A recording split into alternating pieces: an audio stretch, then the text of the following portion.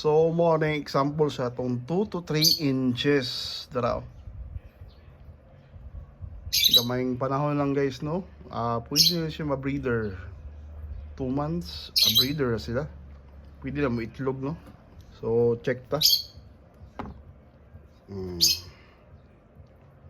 Kani siya kay female daraw. Kita yung bangag sa third katulong kan tail niya.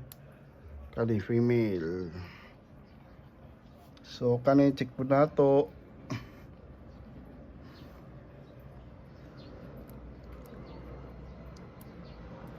Kani kay Lucky, male ni siya, mag-molt pa ni. So dara.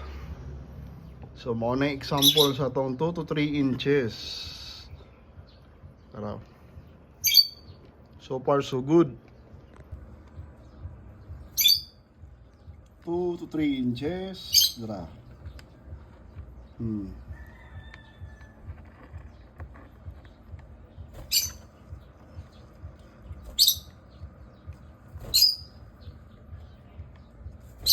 So salamat tayo sa mga nangadto ganina, no?